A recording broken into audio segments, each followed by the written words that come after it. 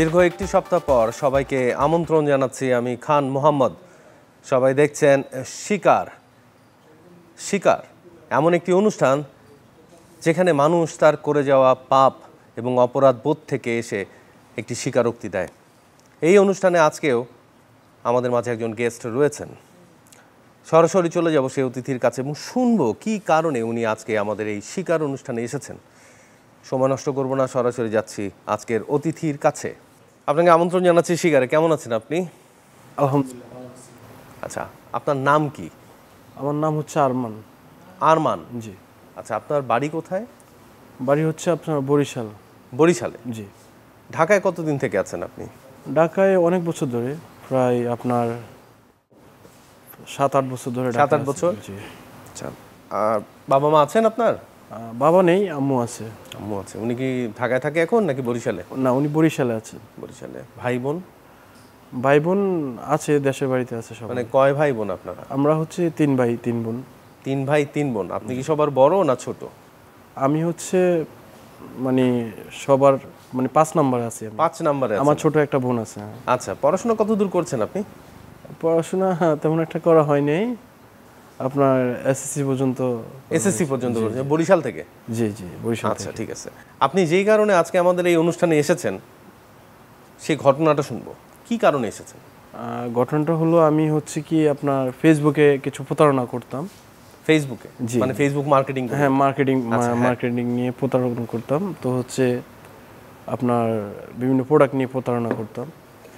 তো যেমন আমি হচ্ছে আপনার কিছু ইন্ডিয়ান প্রোডাক্ট আছে, যেমন হচ্ছে আপনার বিভিন্ন আছে না, বিভিন্ন আপনার এই যে লাইট, তারপর হচ্ছে ড্রেস, বিভিন্ন প্রোডাক্ট এক সময় এক একটা করতাম। তো এগুলো হচ্ছে কি আমি হচ্ছে ফেসবুক থেকে, গুগল থেকে ডাউনলোড দিতাম, দিয়ে হচ্ছে ফেসবুকে আপলোড করে আপনি ওটা করতেন। কিন্তু আমার জানার আরেকটা বিষয় আছে, সেটা হচ্ছে আপনি কি শুরু থেকেই আপনি এই মানসিকতায় নিয়ে নেমেছিলেন যে আমি ফেসবুক মার্কেটিংয়ে আমি প্রতারণা করে মানুষের কাছ থেকে টাকা আদায় করে নেব? না, আসলে শুরুতে এমনটা ছিল না আমার। কি ছিল?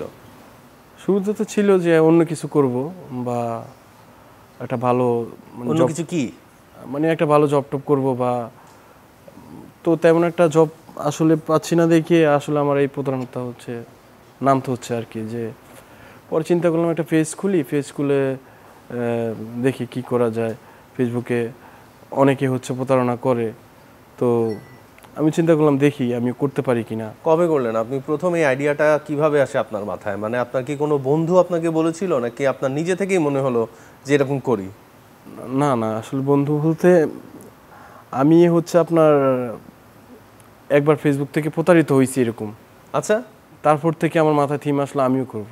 এটা কিভাবে হয়েছিলেন আপনি? হইলো, আমি একটা প্রোডাক্ট অর্ডার করেছিলাম, হচ্ছে ওই প্রোডাক্টের হচ্ছে আপনার আমার কাছ থেকে হচ্ছে আপনার ওই ডেলিভারি হোম ডেলিভারি যে চার্জটা, ওটা বলছে আমাকে অগ্রিম দিতে। তো আমি দেওয়ার পরে হচ্ছে আপনার আর ওই প্রোডাক্টটা আমার কাছে আসেনি, পাঠানি। তারপর থেকে আমি চিন্তা করলাম আমিও করব, তাহলে এরকম যাতে আমার সাথে একজন আপনার সাথে একটা খারাপ কাজ করলো, তারপর থেকে আপনার মনে হলো আমি সবার সাথে করব। অনেকটা এরকমই? জি, ব্যাপারটা এরকম। আচ্ছা, তো কিভাবে প্রথম কবে করলেন আপনি? পেজটা কিভাবে খুললেন? পেজটা আমি নিজেই খুলছি, খুলে হচ্ছে ফেসবুক মার্কেট প্লেসে, পেজে, বিভিন্ন বিক্রয়.com-এ, বিভিন্ন সাইডে হচ্ছে আমি আপলোড করতাম। গুগল থেকে ফটো নিয়ে বা কারো ফেসবুক থেকে নিয়ে আপলোড করতাম। তো হচ্ছে ভাবতাম যে যেমন আমি একটা ড্রেস নিয়ে করতাম, ইন্ডিয়ান একটা ড্রেস বা করতাম। তো হচ্ছে ওইটা পোস্ট করার পরে ওইটা ডেলিভারি চার্জ 150 টাকা বা 200 টাকা। তো ওইটা হচ্ছে আমি ওই টাকাটা পাঠালে আর প্রোডাক্টটা দিতাম না। এইভাবে মানুষ প্রতারিত হতো আর কি। তো আমি প্রোডাক্টটা দিতাম না। তো কারণ প্রোডাক্ট তো আপনার কাছে ছিলই না। হ্যাঁ, আপনি তো শুধু মানুষকে প্রতারণার জন্য ওই 100-200 টাকা অ্যাডভান্স, ওইটাই কি আপনার টার্গেট ছিল? পরে আমি তো আসলে জানতাম না যে পেজ বুস্ট করা লাগে। পরে হচ্ছে আমি চিন্তা করলাম আমার তো আসলে এভাবে যাচ্ছে না, অনেক মানুষের কাছে যাচ্ছে না। পরে চিন্তা করলাম পরে বুস্ট করলাম পেজ। বুস্ট করার পরে মোটামুটি অনেক মানুষের কাছে যায়। তারপরে হচ্ছে আপনার চিন্তা করলাম হ্যাঁ, অনেক মানুষ আছে দেয় না টাকা, ডেলিভারি চার্জটা দেয় না আর কি, যে অনেক মানুষ বুঝে ফেলে। তারপর হচ্ছে এইভাবে হচ্ছে না। আর পরে চিন্তা করলাম এই যে আপনার বর্ডার কোর্সেস মানে কিছু ল্যাপটপ নিয়ে, মানে ওগুলো তো আসলে বর্ডার কোর্সেস না, আমি হচ্ছে পিক আপলোড করতাম গুগল থেকে, হচ্ছে দামি দামি ল্যাপটপ এগুলার পিক আপলোড করতাম, করে হচ্ছে আপনার ওখানে আমার ইয়েতে দিতাম আর কি। তো আমি লিখে দিতাম যে বর্ডার কোর্সেস ল্যাপটপ, এগুলো মার্কেট প্রাইস হচ্ছে আপনার 30,000 25,000, তো আমি 3500 4000 এরকম করে দিতাম। তো ডেলিভারি চার্জ দিতাম 500 টাকা অগ্রিম দিতে হবে এরকম। মানে 3500 5000 এরকম অ্যামাউন্টে এরকম দামি দামি ল্যাপটপ কেনার জন্য মানুষ আপনাকে নক দিত? জি জি জি দিত? জি জি। আচ্ছা, ফেসবুকে কি আপনার মেসেঞ্জারেই কথা হতো নাকি আপনার ফোনে কথা বলতো? মেসেঞ্জারে, আবার কেউ হচ্ছে এরকম হচ্ছে নাম্বারে কল করতো, আপনি কথা বলতেন? হ্যাঁ কথা বলতাম। আবার ওই নাম্বারটা হচ্ছে কি অনেক মানুষ ইয়ে করলো, ওই নাম্বারটা ইউজ করতাম না, আর একটা নিতাম, এরকম করতাম। আপনি তো গুগল থেকে বা বিভিন্ন পিকচার যে জায়গা থেকে পিকচার পাওয়া যায় সেগুলো ডাউনলোড করে সরাসরি আপনার পেজে দিয়ে বলতেন বর্ডার ক্রস করা যেটার দাম হচ্ছে 35 থেকে 50,000 টাকা, সেটা আপনি দিচ্ছেন 3.5 থেকে 4,000 অথবা 5,000 টাকা। মানুষ তখন আপনার সাথে কমিউনিকেশন করতো ওভার ফোনে অথবা সরাসরি মেসেঞ্জারে। আপনি কি একাই সেগুলোর রেসপন্স করতেন নাকি আপনার সাথে আরো কেউ ছিল? আসলে আমার সাথে আরো দুই একজন ছিল, বাট আমি তো তাদেরকে বলে দিতাম যে তোমরা হচ্ছে ফোন করলে ঠিকানা যদি উনি বলে এটা বলবা, ওইটা আরেকটা, ঠিক আছে? এইটা ওইটা মানে কি? মানে ধরেন একজন ঢাকার বাসিন্দা ফোন করে, আমি যদি ঢাকার বাসিন্দা হই তাহলে আমি ঢাকা বলতাম না, আমি বলতাম যে হচ্ছে আমি আছি রাজশাহী, বা আমি বা হচ্ছে আপনার ওই যে এর কথা বলতাম, অন্যান্য জায়গার কথা, অন্যান্য জায়গার কথা, যে ডেলিভারি হোম ডেলিভারি এমন ভাবে বলতেন যে সে যদি বলতো আমি ঢাকায় আছি, আপনার অফিস কোথায়, আপনি বলতেন চট্টগ্রাম। কেউ যদি বলতো আমি চট্টগ্রামে, আপনি বলতেন আমার অফিস ঢাকায়। এইভাবে আপনারা কাজটা করতেন? হ্যাঁ হ্যাঁ। আচ্ছা আচ্ছা। তো তারপর হচ্ছে তখন হচ্ছে ওই ডেলিভারি চার্জটা চাইতে পারতাম যে আপনি যদি ডেলিভারি চার্জটা দেন তাহলে দেখেছে অর্ডারটা কনফার্ম করলে তাহলে আপনার প্রোডাক্টটা পেয়ে যাবেন। আচ্ছা, এইভাবে হচ্ছে একটা কোড যাবে, তারপর আপনার অর্ডারটা কনফার্ম হবে, মানে এইভাবে হচ্ছে প্রতারণা। তো আপনার যে অ্যাডভান্সে টাকাটা পাঠাতো সেটা তো বিকাশে পাঠাতো? হ্যাঁ। বিকাশের নাম্বার কার ছিল? বিকাশের নাম্বার আমারই ছিল। তাই এটা তখন মনে হয়নি যে এই বিকাশের নাম্বার দিয়ে হয়তো আপনাকে ধরে ফেলতে পারে? হ্যাঁ আসলে ওই সিমটা তো আমি মাঝে মাঝে বন্ধ করে রাখতাম, মানে টাকাটা আসার পরে হচ্ছে বন্ধ করে রাখতাম। সবচেয়ে বেশি কিন্তু কে সবচেয়ে বেশি ঠকিয়েছেন কাদের, ছেলেদের না মেয়েদের? না, মেয়ের হচ্ছে ওই যে আপনার ইন্ডিয়ান প্রোডাক্ট ওগুলো হচ্ছে আকর্ষণ থাকতো বেশি। আচ্ছা, হ্যাঁ, মেয়েরা হচ্ছে ইন্ডিয়ান ড্রেস, ইন্ডিয়ান ওই যে কসমেটিক্স, তারপর হচ্ছে লোশন, এগুলোর প্রতি আকর্ষণ থাকতো বেশি। জামা আনতেন? হ্যাঁ হ্যাঁ, জামাও দেখাতেন? হ্যাঁ জি জি। তো ওইগুলোর প্রতি আকর্ষণ থাকতো। তো ওগুলো হচ্ছে আপনার ডেলিভারি, আর মেয়েরা হচ্ছে মনে করেন একটু মেয়েদেরকে বোঝানো যায়, পটানো যায় ওইভাবে, তো ওনারা হচ্ছে ডেলিভারি চার্জটা দিত। আর ছেলেদেরা তো অনেক প্রশ্ন করে এই সেই। তো কত টাকা কামিয়েছেন সোফার এই পর্যন্ত আপনার এই ব্যবসা করে? কামিয়েছি প্রায় আপনার 10-12 লাখ টাকার মতো। 10-12 লাখ শুধু এই আপনার অ্যাডভান্সের টাকা দিয়েই? জি জি। তার মানে তো অনেক টাকা কামিয়েছেন। জি জি। তো এগুলা করতাম হচ্ছে, আমার আম্মু একদিন আমাকে জিজ্ঞেস করতো যে আসলে তুই কি করিস ঢাকা। পরে আসলে ফ্যামিলির কাছে তো মিথ্যে কথা বলা যায় না, তো আপনার সত্যটাই বলতাম। তো আমার ফ্যামিলি বলতো যে তুই এগুলা আসলে করিস না, মানুষকে ঠকাইস না, এগুলা করা ভালো না, মানুষের আসলে কষ্ট দেওয়া ঠিক না। হ্যাঁ, এই আর কি, এভাবে করতাম। তো চিন্তা ভাবনা করলাম আসলে তাহলে তো কী করবো, একটা এখন আমার তো হচ্ছে বা উপর র্যাঙ্কে কেউ নাই যে আমাকে জব দিবে, ভালো একটা চাকরি দিবে, বা তো চিন্তা ভাবনা করলাম আসলে এগুলো করা ছাড়া আমার পথ নেই আর, তার জন্য এগুলো করা হইতো আর কি আমার। আপনি যখন এই কাজগুলো করতেন তখন কি আপনি একা একা কোনো বাসা নিয়ে থাকতেন নাকি কোনো একটা মেসে থাকতেন, কোনো ফ্রেন্ডের সাথে থাকতেন? না না, আমি হচ্ছে একা বাসা নিয়ে থাকতাম। একা বাসা নিয়ে থাকতেন।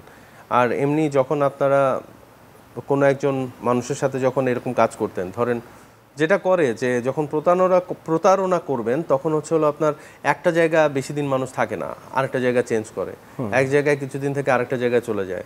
তো এই জিনিসটা কি আপনারা করতেন নাকি আপনি একটা জায়গা থেকেই এই ধরনের কাজগুলো করে গিয়েছেন? না আসলে বাসা চেঞ্জ করতাম, কয়দিন পর পর হচ্ছে বাসা চেঞ্জ করতাম, আর একটা নতুন বাসায় গিয়ে করতাম। তো আসলে এক জায়গা থাকা গেলে অনেক মানুষ হয়তো যায় না বা আশেপাশে বুঝতে পারে, তো এই জন্য এক জায়গায়। বাসায় টাকা পাঠাতেন? হ্যাঁ, বাসায় টাকা পাঠাতেন? হ্যাঁ, বাসায় টাকা পাঠাতাম। কত টাকা পাঠাতেন মাসে? পাঠাতাম কোনো মাসে হচ্ছে আপনার 20,000 30,000 এরকম করে পাঠাতাম। মার কাছে পাঠাতেন? জি জি। আচ্ছা আচ্ছা। তো তারপরে আপনার কখনো এরকম মনে হয়নি যে এতদিন ধরে আমি এরকম ফেক করছি, কোনোদিন একটা ভালো ডেলিভারি দিয়ে দিই, আসলে একটা মাল দিয়ে দিই, এরকম কখনো মনে হয়নি আপনার? না, ওরকম করে তো আসলে দেখি নেই, কারণ আমার তো প্রতারণাটা আসলে মাথার ভিতরে ঢুকে গেছে, তাই না? তো হচ্ছে ওরকমভাবে চিন্তা করি নাই আর, আমার ওই প্রতারণাটাই আসতেছে। আপনি যখন এই অনলাইনের ফ্রডিং করতেন তখন নিশ্চয়ই আপনার মনেও ভয় ছিল যে কোনো না কোনো দিন হয়তো আমি ধরা খেতে পারি। জি। সো এই ধরাটা কিভাবে খেয়েছেন? তো আসলে একদিন একটা আমার কাছে মেসেজ আসলো যে ওনার 2টা ল্যাপটপ লাগবে, একটা লোকে আমাকে মেসেজ করলো। তো উনি হচ্ছে পুলিশ, আসলে আমি বুঝতে পারি নাই যে উনি পুলিশ। আচ্ছা। তো মানে পুলিশের লোক ছিল। তো হচ্ছে উনি আমাকে মেসেজ করে বলে আপনার প্রোডাক্ট কোথায়, বা আপনার নাম্বারটা দেন, আমার 2টা ল্যাপটপ লাগবে। তো এইভাবে উনি আমাকে হচ্ছে নাম্বারটা আমার নিয়ে হচ্ছে আমাকে বিভিন্ন সাইট থেকে ট্র্যাক করে আসলে উনি বুঝতে পারছে যে আমি প্রতারক, এভাবে ট্র্যাক করে হচ্ছে আমাকে ধরে। তো ধরার পর হচ্ছে আমি 6 মাস জেলও কাটছি। কিভাবে ধরে, কোন সময় ধরেছিল আপনাকে? মানে আপনার সাথে যে নাম্বারটা নিয়েছে, জি জি। নেয়ার কতদিন পরে আপনি ধরা খেয়েছেন ওনার কাছে? নেয়ার 10 দিন পরে আমি ধরা খেয়েছি। তারপর আমাকে দেখছে, আরও মেসেজ দিয়ে, আরও আইডি থেকে মেসেজ দিয়ে দেখছে যে আসলে আমি কি প্রতারক কিনা বা কি আসে বিষয়, মানে অন্যান্য ওই যে আমি নিছি না, বুঝতে পারছে আর কি বিষয়টা। তো তারপরে যখন ধরা গেলেন তখন আপনাকে কি থানায় নিয়ে যাওয়া হয় নাকি সবার আগে আপনাকে প্রহার করা হয়? কি করা হয়েছিল? হ্যাঁ, ধরে আমাকে থানায় নিয়ে গেছে। থানায় নিয়ে আমার হচ্ছে যেটা সাজা হওয়ার সেটা হচ্ছে। কতদিন ছিলেন? 6 মাসের মতো ছিলাম। 6 মাস? জি 6 মাস। জি। তারপরে বেরিয়েছেন কবে? আমি বের হয়েছি আপনার এই তো আপনার 15-20 দিন হবে। 15-20 দিন। তো এই যে আপনার জীবনের একটা জার্নি, আপনি একজনের কাছে প্রতারিত হয়েছেন, তারপরে আপনি অসংখ্য মানুষকে প্রতারণা করেছেন, জি। তাদের বিশ্বাসগুলোকে ভেঙেছেন। তো আপনার কি মনে হয় একজন আপনার বিশ্বাস ভাঙার ফলে আপনি যে এত অসংখ্য মানুষকে প্রতারিত করেছেন, তাদের বিশ্বাসকে ভেঙেছেন, সেটা শাস্তি আপনি পেয়েছেন? এটা কি মনে হয় আপনার? হ্যাঁ, এটা এখন মনে হচ্ছে আর কি। এখন মনে হচ্ছে? জি। আসলে আর এগুলো এখন আসলে আমি ছেড়ে দিয়েছি, ছেড়ে আসলে এখন আর নিজে বুঝতেছি যে মানুষের সাথে আসলে প্রতারণা করা ঠিক না, না। আসলে আপনি সাজা কেটে বেরিয়েছেনই 10-15 দিন। জি সো আমরা আরও 1 বছর 2 বছর অপেক্ষা করি, দেখি আপনি কতটুকু সুন্দরভাবে নিজের জীবনকে গুছিয়ে ফিরতে পারেন। জি। কারণ আমি আশা করি এবং আমরা সবাই এক্সপেক্ট করব আপনি যেন সুন্দর একটা স্বাভাবিক জীবন যাপন করতে পারেন। আপনার মার সাথে দেখা করেছেন আপনি? জি, দেখা করছি। মা সুস্থ আছে আপনার? আলহামদুলিল্লাহ সুস্থ আছে। তা এখন কি প্ল্যান, ঢাকাতেই থাকবেন নাকি বরিশাল?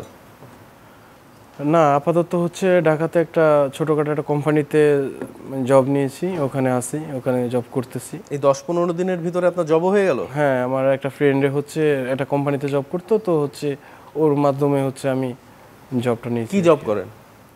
ওইটা একটা কোম্পানি আছে আপনার। কোম্পানির কি জব? এটা একটা লাইভ বেকারি টাইপের। বেকারি? জি জি। মানে আপনার লাইভ বেকারি টাইপের, ওখানে হচ্ছে ম্যানেজিং দায়িত্ব আছে। ঠিক আছে, বুঝতে পারলাম। আর আপনি কি দর্শকদের উদ্দেশ্যে কিছু বলতে চান যে আপনার মতো যারা এরকম পথ বেছে নিবে তাদের জীবনে কি হবে, অথবা আপনার রিয়েলাইজেশন থেকে যা মনে হয় সেটা আপনি দর্শকদের বলতে পারেন এখন? আসলে বলতে চাই এটাই যে মানুষের সাথে আসলে প্রতারণা করা ঠিক না। আর হচ্ছে কারোর সাথে প্রতারণা করে কেউ কোনোদিন ভালো থাকতে পারে না, মানুষের টাকা খেয়েও মানে ভালো থাকতে পারে না। তো প্রতারণাটা না করে বেটার। তো হচ্ছে আর হচ্ছে মানুষের অনেক কষ্টের টাকা, কারণ মানুষের অভিশাপ যদি একবার লাগে তাহলে আপনার সারা জীবন পস্তাইতে হইব। তো আশা করি আমার মতো কেউ এই লাইনে আসবেন না। আপনাকে ধন্যবাদ আরমান, আপনি ভালো থাকবেন এবং সুস্থ স্বাভাবিক জীবনযাপন করবেন, এটা আমাদের এক্সপেকটেশন আপনার কাছে। দর্শক, আবারও সামনের সপ্তাহের শিকার দেখার আমন্ত্রণ জানিয়ে আমি বিদায় নিচ্ছি। তবে হ্যাঁ, অনলাইন থেকে যদি কোনো কিছু কিনতেই হয়, রিলায়েবল কিছু ওয়েবসাইট আছে, সেগুলোর বাইরে আর কখনো কোনো পারচেস করবেন না। ভালো থাকবেন।